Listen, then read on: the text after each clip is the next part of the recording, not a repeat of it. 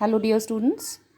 So this is my 44th video and we are continuing with the chapter of supply. मैंने आपको बताया था कि मैं एक्सटेंशन पूर्ति का विस्तार और कॉन्ट्रैक्शन पूर्ति का संकुचन आपको ग्राफ के द्वारा समझाऊंगी। यहाँ पे मेरे पास दो शेड्यूल हैं, आप देख रहे हैं कि first is price of ice cream and units of supply of ice cream.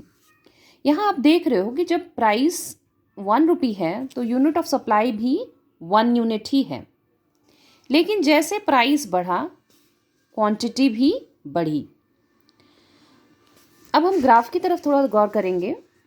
जैसा एक्स एक्सिस वाई एक्सिस हम हमेशा लेते हैं उसी प्रकार से है। 1 2 3 4 5 हमारा क्वांटिटी यूनिट्स में है, प्राइस भी 1 2 3 4 5 में है। आप देख रहे हैं कि इस तालिका में जब आइसक्रीम की कीमत 1 रुपये है तो आइसक्रीम की पूर्ति भी 1 यूनिट है, ठीक है। यदि कीमत बढ़कर 5 रुपये हो जाती है, तो पूर्ति का विस्तार भी हो जाता है, क्वांटिटी यूनिट्स भी बढ़ जाती है। तो यहाँ मेरे कहने का मतलब है कि जैसे जैसे हमारा प्राइस बढ़ता है उसी तरह से सप्लाई भी बढ़ता है। तो यहाँ आपको एक्सपेंशन देखने को मिलता है सप्लाई में। आप देख रहे हो ये गैप, ये एक्सपेंशन दिखा रहा है, एक्सपैंड हो रहा है आपका क्वांटिटी। उसी प्रकार से उसके विपरीत जब हम देखेंगे कॉन्ट्रैक्शन ऑफ सप्लाई या पूर्ति का संकुचन, यहाँ भी हम दो शेड्यूल्स देख रहे हैं, price of ice cream and units of ice cream supply.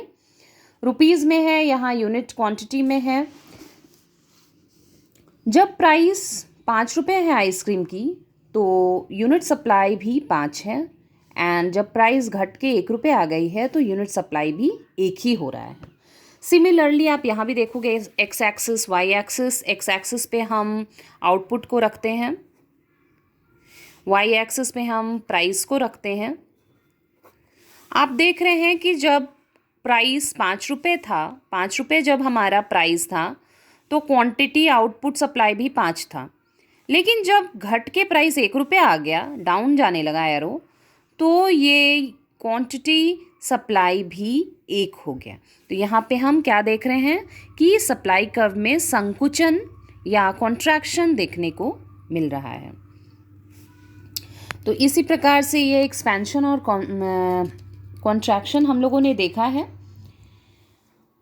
किसी भी वस्तु की अपनी कीमत में वृद्धि होती है तो वृद्धि पूर्ति का विस्तार को एक्सटेंशन ऑफ सप्लाई कहते हैं, और अपनी कीमत में कमी के फलस्वरूप पूर्ति की गई मात्रा में कमी पूर्ति को हम कॉन्ट्रैक्शन ऑफ सप्लाई कहते हैं। अब है increase in supply and decrease in supply. पूर्ति में परिवर्तन किस तरह से होता है और पूर्ति वक्र में किस तरह से खिंचाव होता है वह हम दूसरे वीडियो में देखेंगे। Thank you students.